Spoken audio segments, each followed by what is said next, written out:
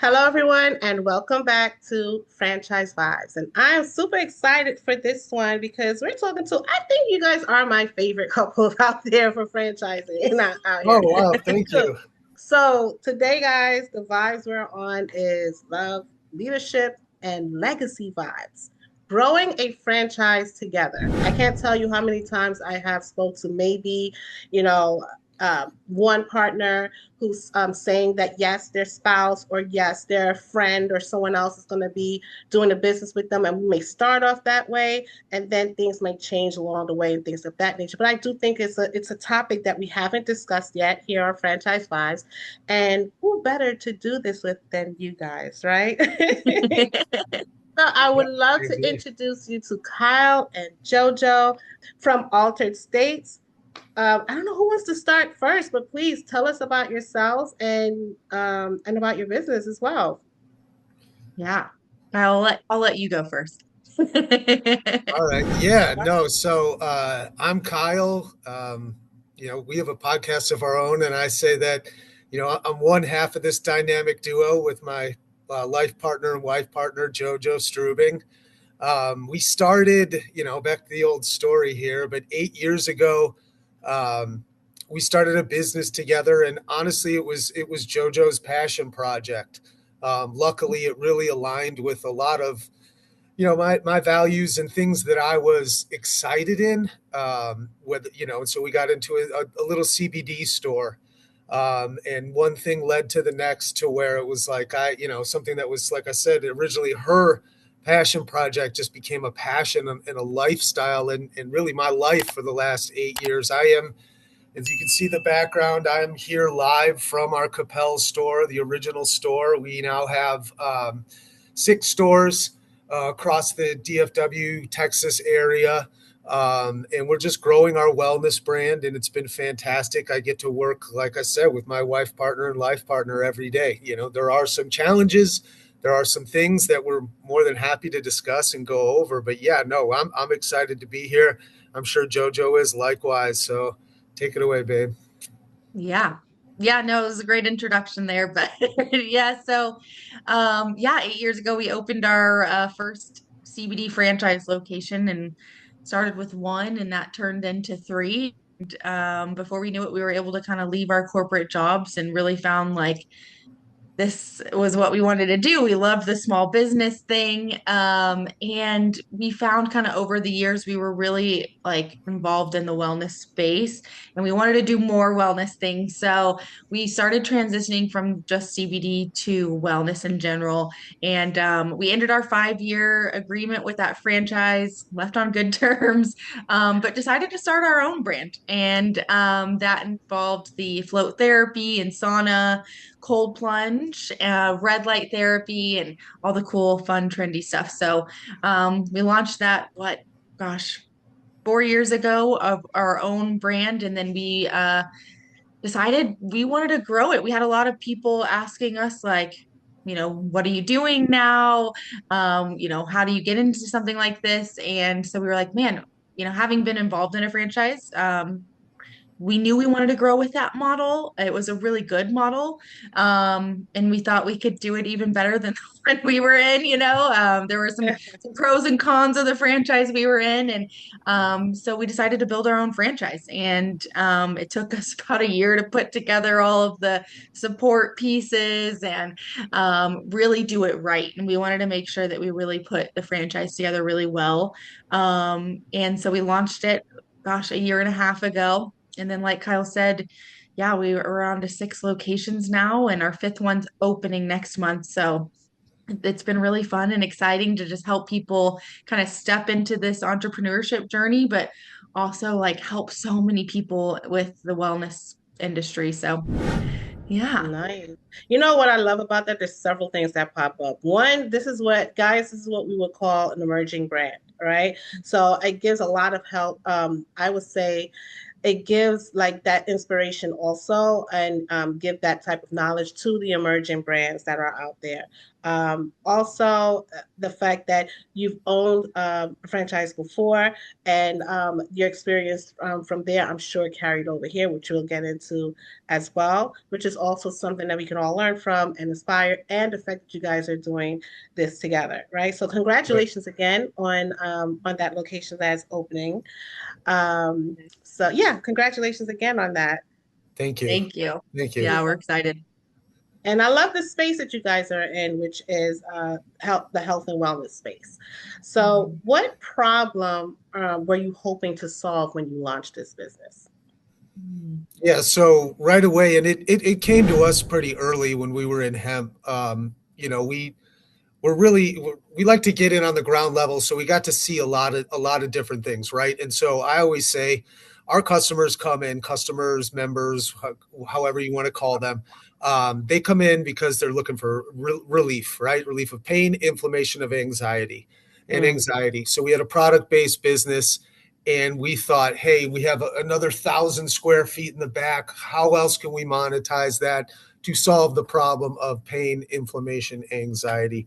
That is 100%, and luckily we do it in a pretty trendy way now. You're seeing a lot of funds and attention move away from big pharma onto this preventative health measures, and the thought of not living to 100 but living to 100, living well to 100. And mm, that's the biggest problem that we solve. We get to do a lot of fun things of, like, work with some really interesting big name people, athletes, celebs, etc. And that's really fantastic. And that's really like the optimization strategy, right?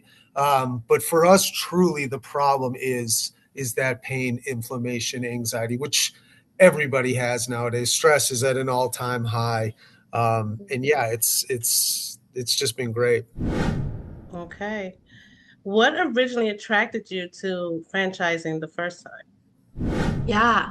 The first time we had a friend that had opened the franchise we were looking at, and um, we had always kind of like I had always been pulled to like business ownership. I wanted like that little side hustle, a way to like make some extra income. I really wasn't even looking to leave my corporate job at that time. I enjoyed my job and made great money, but it was like, I just wanted something that kind of inspired me.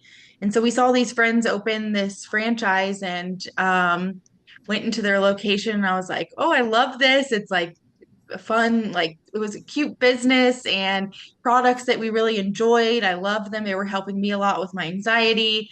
And I was like, and it had a really low entry because it was a product-based business, very easy build out. So I was like, man, this might be a great way to kind of like jump into business ownership without having to like, go all in. They were doing very well, so we had the like, validation with that. So we just went all in, and this was a very new franchise, but the CBD world was growing like crazy. This was when right Right. before, like right during the big boom.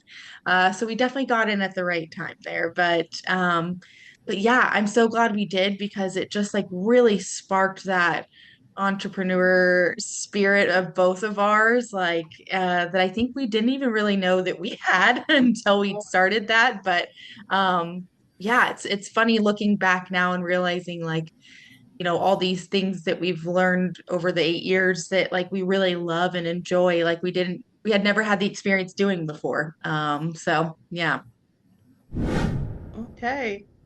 Looking back, like what were some of the biggest lessons from the first business that shaped how you approach altered states?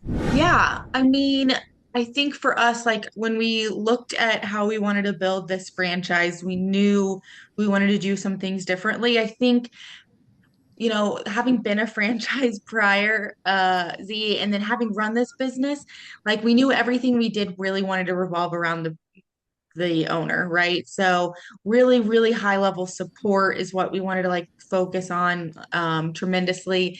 We felt there was definitely lots of ways that we could have been more supported throughout the years. And so when we built the support for our franchise, like we built that in not just like in the beginning up and running, but continued support. So people felt supported like for years and years to come. So that was like one of the biggest focus areas for us was having like really hands-on support and making sure that we were able to provide that. Um, but yeah, what else, Kyle? I don't know. The other thing I would say, another lesson I learned, and the biggest benefit I think that we got from our franchise, even past the initial, first year, all that was the community aspect of it. That's the one thing I think that's very underrated about a franchise model is that community aspect of like, hey, look, there's 100 or five, for our case, 5 or 6 other stores that are going through the same thing, and you don't feel alone, and you don't feel like you have to burden the people at the top. That was a big thing. And really also too, with like us in DFW, there were what, 30, 40 stores. Just that economies of scale play was I felt was really beneficial, aside from, just the basic things like the branding was great, the this, the that. And to JoJo's point, the support wasn't, but the community thing is one thing that really shines. And one thing that we really try to drive now that we're on the franchisor side. And I really like that because, as you know, you guys have worked with me before. When I do speak with my candidates, I do tell them like the one thing that you definitely want to ask questions around and look out for is the support. Like this is something that's Oh, going to set you apart. Yeah, from individually just starting up a business. So the support is very, very important when it comes to the Yeah. franchise industry, for sure. Yeah. Yeah, absolutely. You know, before we transition into some of these other questions, as far as the two of you doing this together, tell us a little bit more because I think we didn't really get that. Tell us about Alter States. Like, what is Alter States? What is this business? Yeah. And Kyle's at the store, so he's probably with a customer at the moment. Um, but altered states, yeah. So we really wanted to make ourselves different than a lot of other wellness studios. A lot of wellness studios, you walk in, it kind of feels like a doctor's office. It's a little stale. And we wanted to be different. So as you can see with Kyle in the background, the colorful wallpaper, we have like really immersive themed rooms. So some of our rooms look like you're stepping into like a tranquil jungle. Some look like you're going into outer space. So it's a really fun and vibrant environment that you really get to have a fun experience. But we specialize in float therapy. So if you've never heard of it, it's sensory deprivation float therapy. Highly recommend you try it. It's one of the best things I ever did.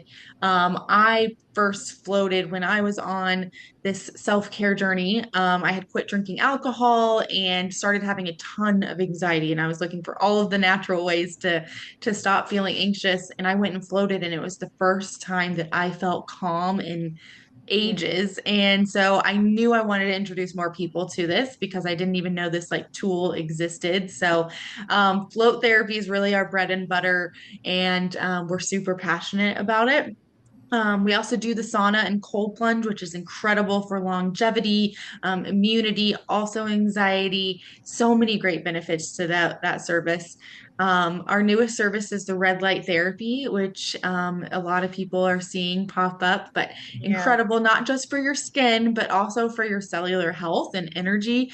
It's really powerful. And we recently launched these nervous system scans that we're running with customers. It's really cool. It provides you data on what your nervous system looks like and like your biological age, like how much cellular energy you have, what your brain waves look like. So, what's really neat about that is we're able to show people's improvement as they do our services over time. And so many people at these wellness places, like they're really guessing, right? Like we're like, maybe you should be doing cold plunge, you should be doing sauna. And now that we're running these scans, we're really able to tell people, like, hey, this is what your nervous system needs. And then we can track it and see the progress and pivot if we need to. So, yeah, it's really much more than just it's not a self-care spa. We're really into like helping people and giving them personalized plans. We also have our own product line of supplements and vitamins that go hand in hand there. So we try to have a pretty well-rounded space that does more than just services, right? yeah. Yeah. We're kind of we're fighting that transactional wellness of you coming in on some loss leader or half off coupon, and somebody telling you that the third door on the right is all you. See you later. We train and we build the facilities to elicit, a lot more, elicit all the senses and make sure that everything, that we're touching on everything. And we believe in a lot more experiential wellness. Just create, back to community, create an open, warm, fun place that you want to hang out that isn't just some place with a sterile waiting room. People can come in and just grab a glass of kombucha and hang out before their float, or a place to journal. We do sound baths and stuff like that, and all just to really, a lot of half of our job, especially at the higher level, is just about education. So we really like to educate. And then JoJo hit this nail on the head. Our big differentiator is, we have a lot of services, so we don't have to sit every solution is not just one service. If you're a sauna only place, every solution and every answer is always going to be sauna. Whereas we can take a step back, evaluate, and then deliver these results. We understand that wellness is not cheap, and we want people to really get the most out of what they're doing, whether it's leveraging my knowledge, JoJo's knowledge, or the franchisors moving down as we're a growing brand. So that's really big for us, and that's what I believe is our biggest differentiator. Nice, nice. So what made you decide to go into business together though, as a couple? That's funny because, I don't know that we ever sat down and made a decision like, are we doing this together? It was just, we started looking into it and it was just, it just kind of happened, but it's definitely been a very big evolution. When we first opened our first franchise location, we were both still working full time, so we just hired staff, and they worked there during the day, and we would be there in the evenings and the weekends, and we were just all kind of figuring it out. And then we kind of grew to those three locations, and that's when Kyle left his job, and he was there and all in it, and I was still working full time and kind of helping as needed. And then eventually I left my job, and I think that's when we started kind of figuring out like, okay, you do this part of the job, I do this part of the job. And but we both kind of just like found our place in what we were good at and our strengths within the business. And it's been, a great combination, I have to say, because I like all of the things that Kyle's great at, like I am not. And then, the places the things, areas that I can do, I know Kyle does not enjoy. So yeah. Well, that does transition well into my next question, because I was going to ask, how do you divide the roles and responsibilities between the two of you? It's tough because, JoJo and I have these conversations, or sometimes, and I'm like, am I talking to you as my husband or as my business partner? And you have to be real clear with that. And sometimes if JoJo's not too happy with me, she'll be like, I'm always your wife, Kyle. And they're like, yes, but, but yeah, it's, and we see this a lot now of, with Joanne and I, because we've been together for 15 years and had this business forever. There a lot bleeds over, but we're also, we know where we can pick up, and she knows if I'm busy or whatever, she can assist and stuff like that, and I can assist where necessary. But yeah, you want to have kind of clear, concise roles and responsibilities, and try to. And it all breaks down to communication. And I don't communicate well, but JoJo's the same, sees a lot of things and can see that I've been going to 10 o'clock every night. So she might need to pick up some slack more of the, Joanne's a lot of the back end. I do a lot more of the front end, to the things where I have to be places. And she's a wizard behind a computer. So I don't love that. I like the more people interaction. I'm old school. So we got lucky in that respect. But when she sees I'm dragging because I've been at an event on top of at the store, she can really step in and do that. So it's that was one thing. We really lucked out. It is helpful just to know, like even with our franchisees, it's like, okay, Kyle's the equipment guy, so if you have questions on equipment, you're going to Kyle. Like I'm Yeah. not going to be able to help you with that. And with marketing, it's like, okay, if you have marketing questions, you're with JoJo. So yeah, I think we really just hone in on like those strengths and areas that we excel at, and we let each other run with it. Because like if I was in there trying to troubleshoot how a float tank works, it would not be pretty. So Well, I mean, I think Yeah, that's important to know, like to know where your strengths are, and Yes. I think that that's something that for any type of partnership, or owning any business, and even just in your hiring process, right? You want to hire for yeah, strengths and stuff, and or hire for weaknesses, vice yeah, versa.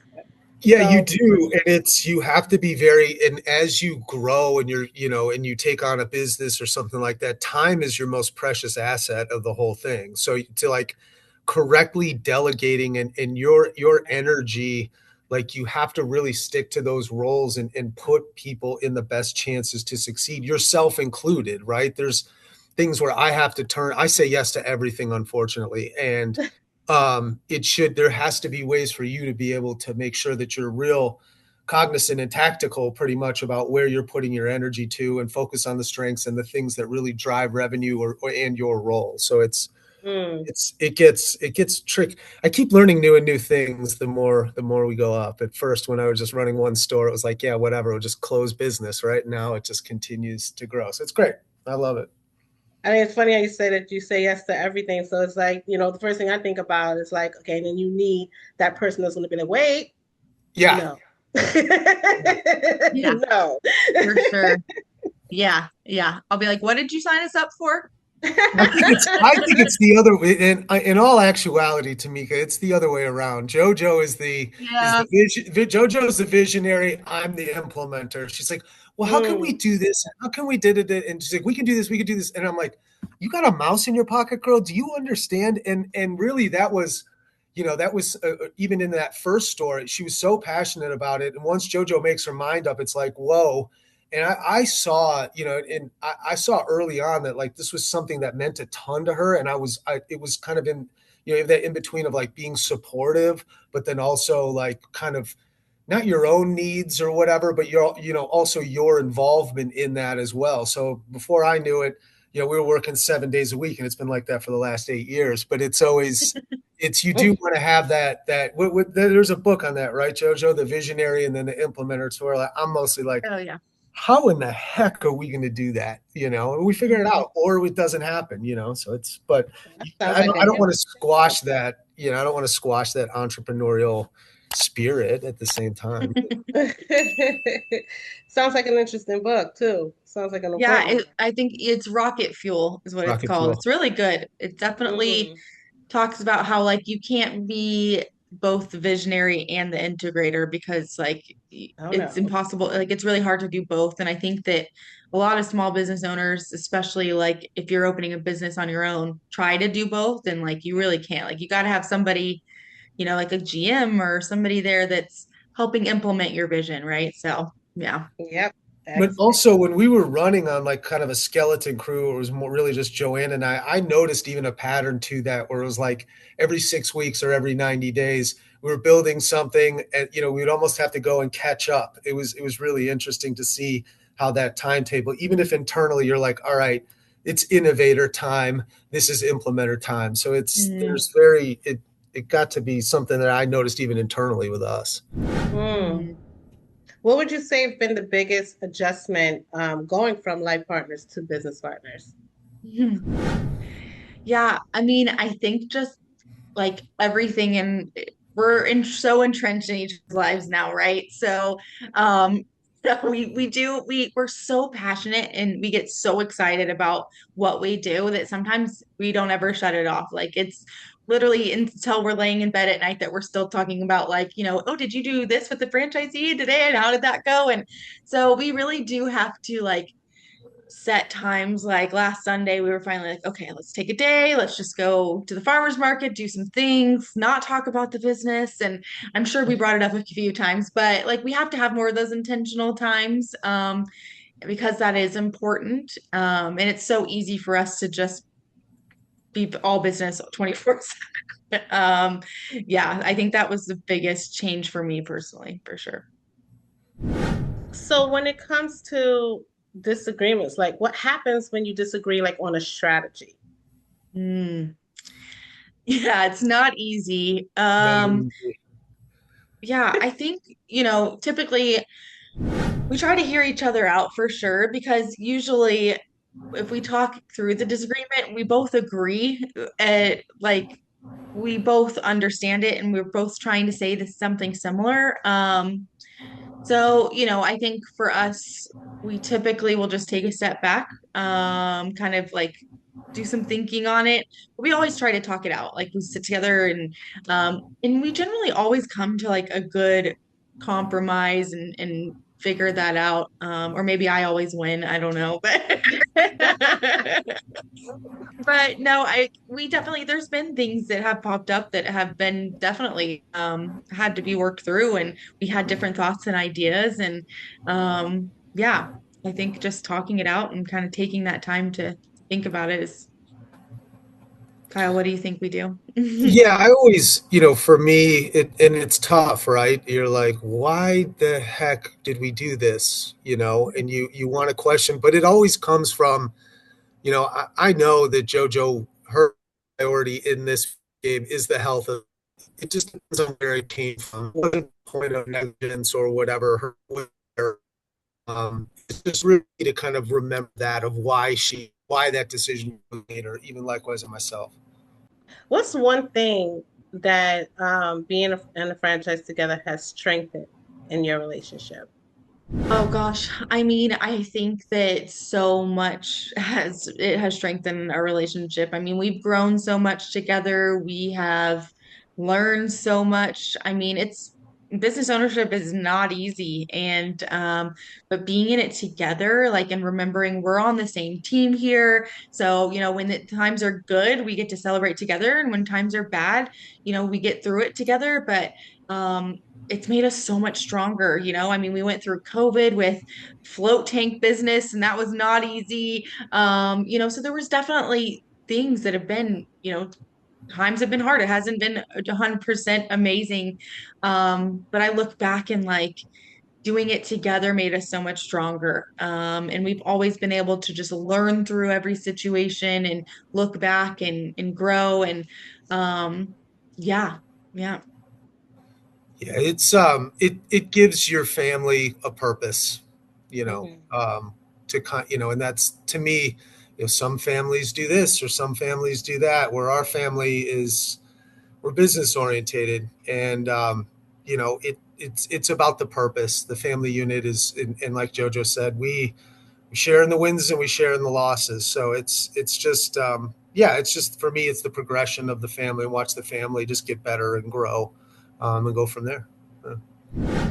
And on the flip side, what's the one thing it really tested?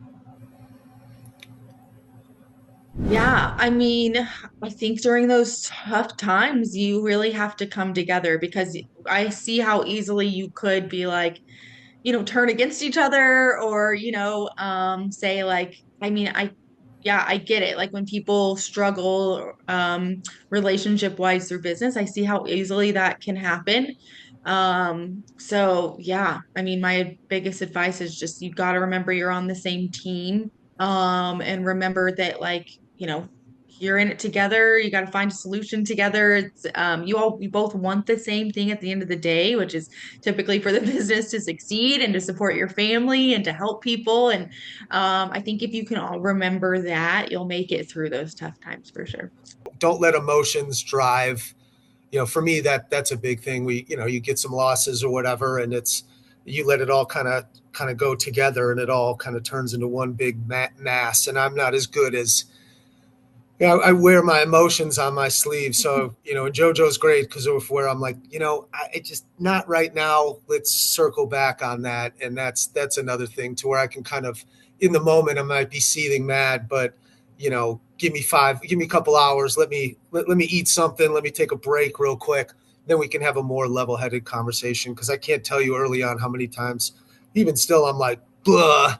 And then I come back and then look in 48 hours, I was like, dude, shouldn't have done that. So, yeah, it's Mhm. just know yourself, know what you're getting yourself into, pick your battles, but also pick your time, and Mhm. JoJo's real good about not, when we first got the store, I'd come home and it'd be like right away, go towards me. Well, it's 8:30 at night. I've been going since 6:30 in the morning. I just want to get my shoes off before we get bombarded with questions. So it's she knows, you learn to play off of each other, and then being the other party, can sit there and be able to take a step back and, hey, can we revisit this tomorrow?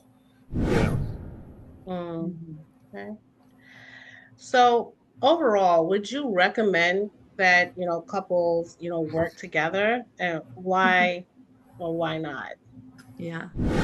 Yeah, I think it's something you really should take the time to consider. We did just jump in, and I'm so grateful that it worked out and it's been the best decision we ever made. But, I don't think it's probably for everyone, but I think it can be one of the best, beautiful decisions you ever make. And I think the biggest thing is understanding that it's going to intertwine your life. So, and are you okay with that? Some people really like their work life being separate. So you have to think about that. And, you have to talk about what happens in those tough times. How are we going to handle those situations, and work through them? So yeah, I think just thinking about all of those areas of the business, and how you want to handle those. It's, on the personal side and the business side. And then we always tell people that are going into partnerships to really sit down and define their roles and responsibilities. Like, if an employee calls in, who's going into work that day? If we need more capital, like, who's funding this, right? How are we going to do this? So, having those conversations, even with your spouse, is important, just so that when those things pop up, it's not a surprise, or it doesn't cause turmoil in the relationship. You already know how you're going to handle it. So it's definitely a beautiful thing. Like, I've learned so much about Kyle, and I have so much appreciation, gratitude for him for the way he steps up and does things, and supports this business. And it's been a beautiful thing for us to like grow this together. I love getting to work with him every day, and travel and go visit franchisees, and get to do this. And I wouldn't have it any other way, that's for sure. But I know I know not Wow. everybody would choose this for sure. Yeah, one thing I would say is, fellas, if your wife's in the business, you're in the business. If ladies, if your husband's going to do this business, you're going to be at some point you're going to be somewhat involved in it. That's just how it is. Mm, But yeah, and it's, to have the idea of having this separation to a certain extent, sure, absolutely. But like JoJo said, we have actual sheets that if people are going into partnerships, like just exactly that of like, hey, the machine doesn't work, or employee calls out sick, who's going in? mhm, That type thing. What are the clear responsibilities? And if they're not okay with that, they're not okay with that. Get those cards out on the table so that when that does happen, because it's inevitably going to happen, not all the time, and mhm. not at your convenience, but it happens. I'm glad you touched on partners too, because I don't think that this is just pertaining to couples, right? No. This could be partnerships. It could be, I've had people that, that's come to me. It's like, oh yeah, my friend, like, oh yeah, this is my buddy from, from high school. We know each other from, forever. This is my boy, Awesome. Yeah. and it's like, okay, but do you want to go into business with this person? You know what I mean? So I think that a lot of the things that we're touching on, it goes there as well, Oh yeah. right? Yeah. So Oh yeah. what would you say that most, whether it's couples or just partnerships, what do you say is that they underestimate about going into business Mhm. together? Mm.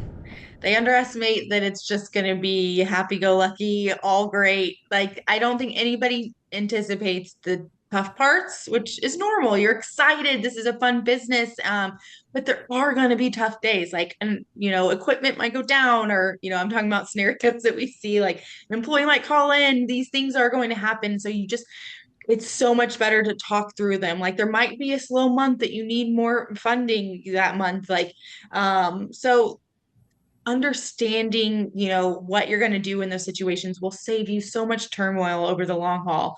I think the other thing is really making sure you define how much each person's going to be working in the business, because one may have it in their mind that like, oh man, I'm just going to throw some money at this and I don't have to work at all. And, maybe the other person thought like, oh, you were going to be working in the business 50-50 with me. So really defining like, how many days a week are you going to be working here or in this business or working on the business? Like, what is that balance going to look like? And my biggest thing is like, setting stipulations within your agreement that like if for some reason you can't meet that commitment anymore, then the terms can change because I've seen people like take on other careers where they can't support the business as much anymore, and that's okay, but one person shouldn't be doing all the work and when the other isn't. So yeah, like Kyle said, we have like worksheets. We usually tell people like, hey, here's a template, work through this. So you decide all these things. Of course, talk to your legal counsel, but really talk through like what that's going to look like. And because if you don't talk it out, sometimes you both have different ideas of what it's going to look like. Yes. So that's really important. And B, like if you're approaching somebody or based on whatever dynamic, if both of you guys want to go in this together, cool, that's great. But be honest with yourself of like, what are your strengths? Like Mm-hmm. what are your strengths? What are the things that you want to do? And then you put that against all the roles and responsibilities of what a business owner is. And what holes do I plug in? What holes do I fill? And then my partner needs to fill those other holes. So you want to build a team with different skill sets. You don't want the same, so, you wouldn't want two Kyles because no computer work would get done. And wouldn't want no JoJos because, you know, the tanks wouldn't get fixed. You'd figure it out, babe. I get it. But at the same time, like, you want to see where people are strong and use it as a partnership together, not just for the sake of, and sure, it's great to mitigate risk and have another financial backer or another head just for someone to turn on. But does that person actually complement you in your deficiencies? Or do they at least have an interest to learn that to get up to speed? And it really comes down to initializes and starts with you being honest of what your skill set and really your bandwidth for something like that is too, which is really important, I think. Yeah, yeah. All great points. I love this. What's a red flag that couples should pay attention Mm, to before going yeah. into Mm, business together? yeah, definitely. Ooh, I mean, there's probably so many. I think typically, Kyle always says this, like there's time or there's money. So if somebody isn't going to invest one or the other, like go all in on one or the other, or it's not 50-50, that's probably a big red flag, right? Um, so that's really important. Also, I think you really have to understand like their work ethic. A lot of people don't like when you're friends with someone, you don't really see how hard they work. And I Mm-hmm. think you want to get a glimpse of that somehow. So, and think about that, man. Has this person been in careers for a long time, or is he hopping from, careers to careers, jobs to jobs? Like, what does their actual work ethic look like? Because it can be very easy to get into business with somebody that you really like, but they don't work that hard. And sometimes those are friendships just meant to stay friends, right? And Right. not partners. So yeah, try to get a glimpse of that for sure. And you want to make sure that your whys align. People get into this business, first thing we ask them is, why do you want to open an altered states wellness? Well, I want to make $1 million. I want to do this. I want to do that.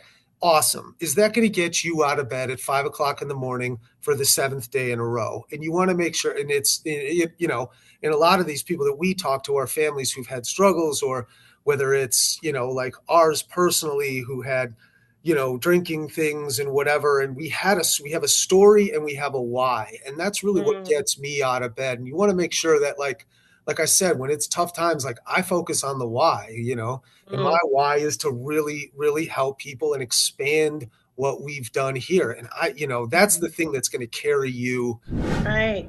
Well, you know what? As we wrap things up, Final question that I have for the both of you is if you could give one piece of advice to couples exploring franchising for the first time, what would it be? Well, obviously, besides, obviously, they should be reaching out to Tamika Franklin in Yes. Franklin. Yeah, for sure. Definitely chat with Tamika. She's fantastic. Um, I mean, gosh, go for it. It's seriously the best decision that we ever made. I had no idea 8 years ago, that this is where my life would be. I mean, I didn't even think I was going to leave my corporate job and, thought this was just going to be a little side business, and it became like our full life's passion. So yeah, and if it's something that's really pulling and calling at you, I say, jump in there.